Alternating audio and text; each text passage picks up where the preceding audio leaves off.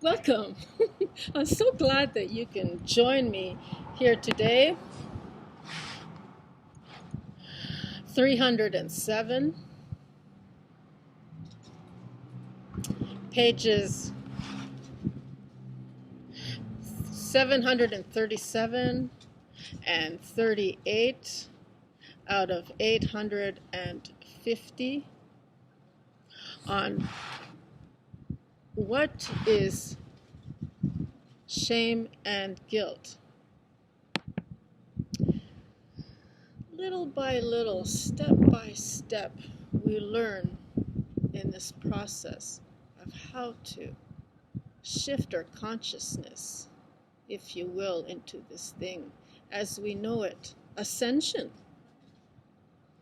And from the mental transmutations that we're able to emotionally clear so that we can actually tune into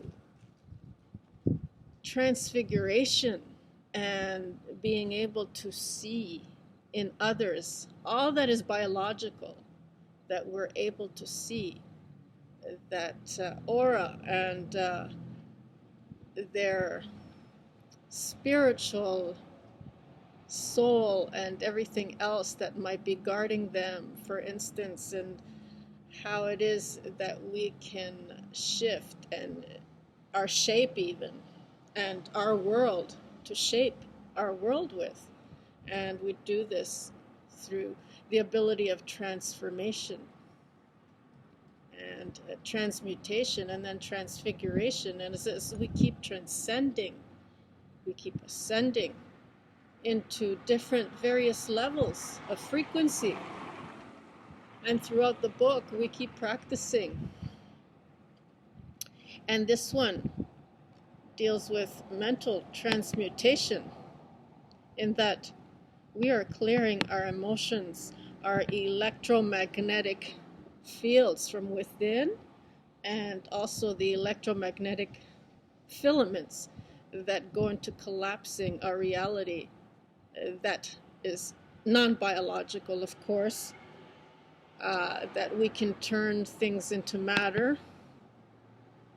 and our realities and how we shift them and how we go within and we do all these things. So it's really remarkable how even gravity can have a different outlook in the way we see it. And like I said before, I'm not in any kind of way changing the content of this book. As we keep moving forward, you're helping me to also edit in a way of grammar, spelling, and punctuation, not the actual context or content. And won't you join me here today? And as we do always, take a few deep breaths in.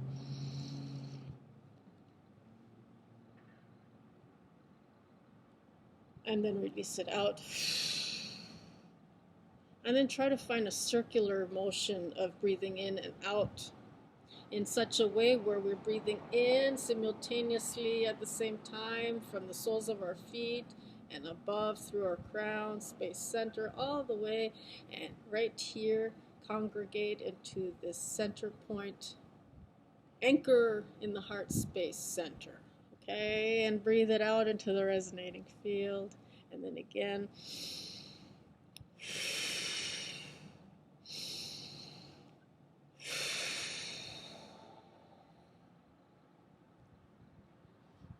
And keep on doing it.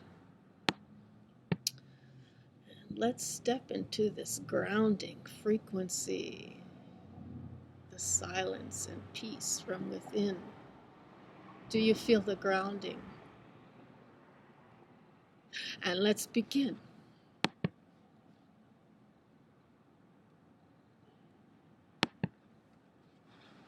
So, the self does not have to feel that primal feeling of humiliation and fall into a guilt-ridden consciousness over what makes it happy. So, when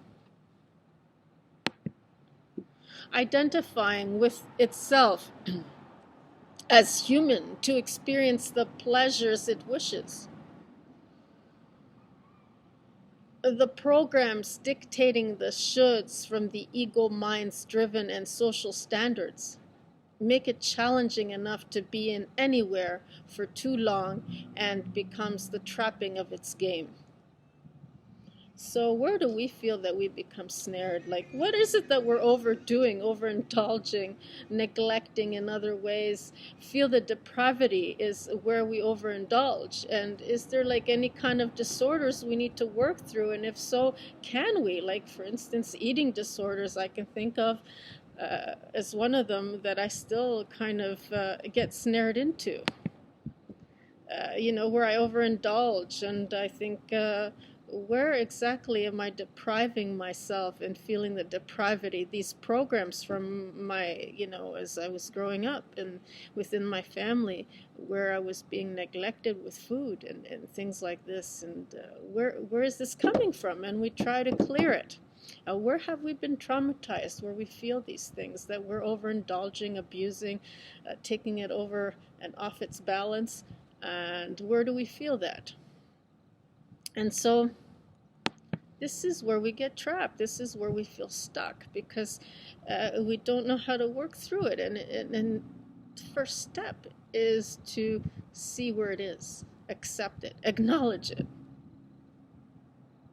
So let's begin. I'd like to hear you say these words out loud, and of course you'll find this separately on its own, just exclusively this affirmation for today, to complement today's episode. Let's begin. Take a nice deep breath in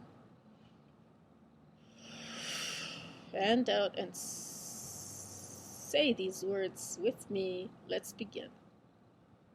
No matter where I find myself reflecting upon the world, I can observe, but not for very long, as it will bring the end of me to trap me in its program. And breathe in and out. No matter where I find myself reflecting upon the world, I can observe, but not for very long, as it will bring the end of me to trap me in its program. And breathe in and out. No matter where I find myself reflecting upon the world, I can observe, but not for very long, as it will bring the end of me to trap me in its program. And breathe that in one more time.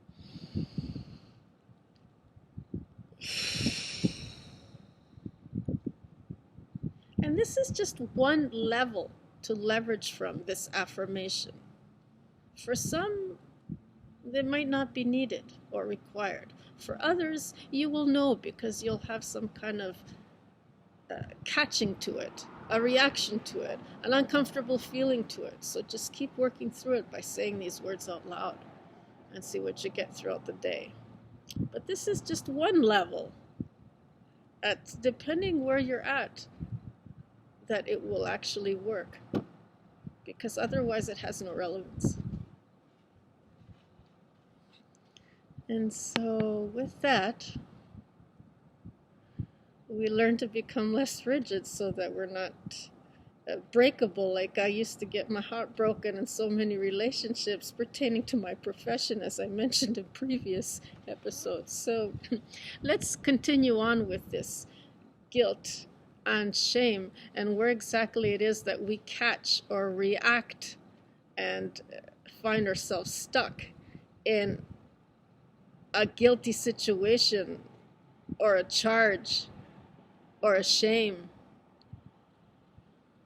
And this could even go into legal aspects of the game as well, depending, and even physical restrainments. And it just keeps going and going until we recognize it, even when it hits us with a 2x4 over the head, like with legal situations even.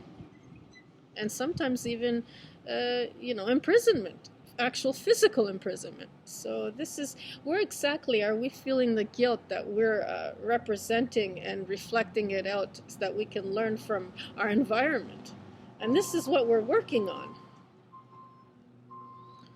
So where exactly, as they would say, is this temptation?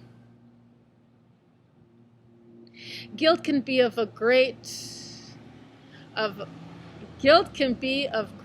tool to manipulate with, and is the cause for much repeated experience, when in regret, the doubt of the self appears to favor the ego mind and that world alike,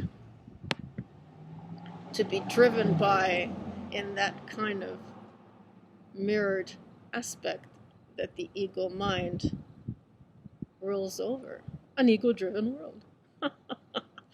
So to bind the many of the self down with rules that might not apply because of fairness is the common justice, and that will take aside the other make guilty, and for the other to make guilty. The biggest trap of all within the program belief system is this feeling of guilt that was designed to mistrust the self above its illusions.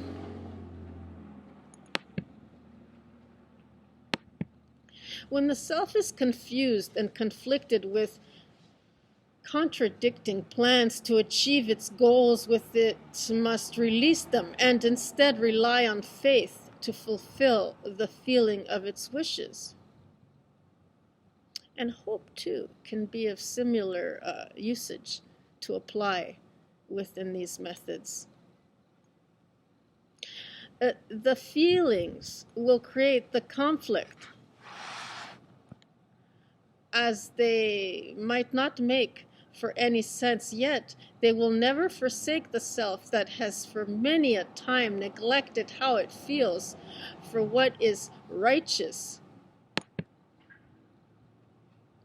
I find that a lot with many gurus, they're so righteous.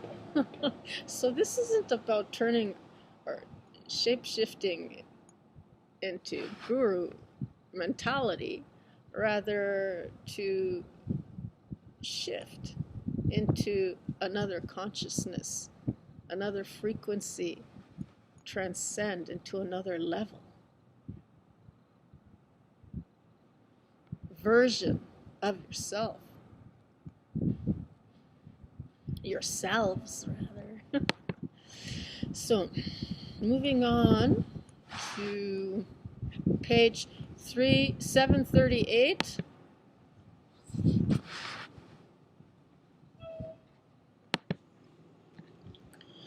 No matter where I find myself reflecting upon the world, I can observe, but not for very long, as it will bring the end of me to trap me in its program. So this is when we're like flickering in and out of realities, we're kind of resilient and we move up, but then we're brought back down. And it goes into ascension, descension. If we don't move fast enough, we have to take a step back. And 2 steps forward, 1 step back. And that's how it kind of works. So this is for people who are into this kind of reality. And we're all going through it. So it's just a matter of what level we might be at. So the programs of the mind will come up with ethical ways to keep the self within a moral prison. The purpose must be remembered, and the guide to its memory is at the senses of its feelings. Does the self want to feel good or be right?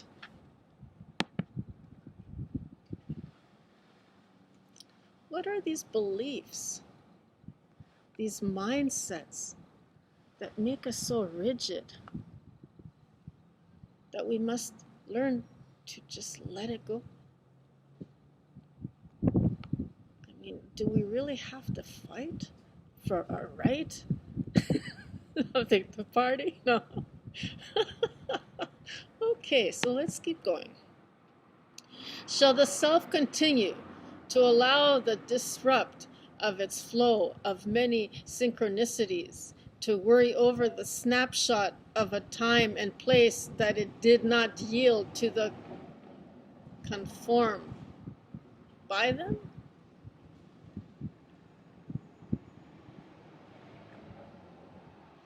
So is this something that you'll continue to allow the disruption of the flow of your many synchronicities so that you hang on to your worries over the snapshots of a time and place that might have yielded once before in its conformity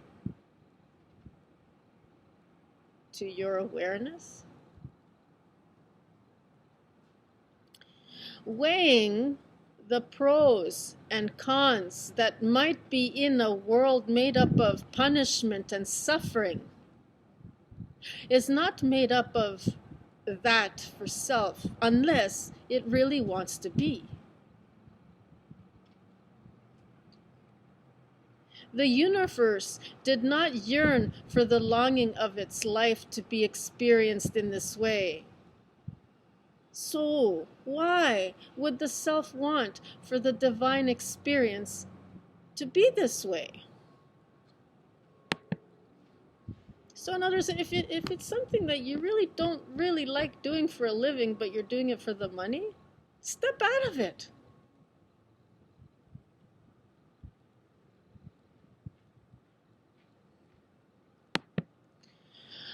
From the shame, its self-worth can be appraised, and from the guilt, its value to contribute to the world that once it sought for self-approval in this way.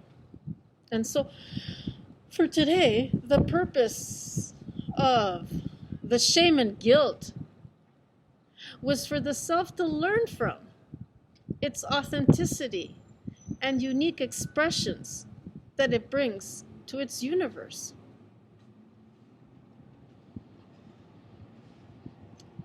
So take this all in today, and by all means, whenever you're ready and you feel the book is ready for you, purchase it. And this package. No matter where I find myself reflecting upon the world, I can observe, but not for very long, as it will bring the end of me to trap me in its program.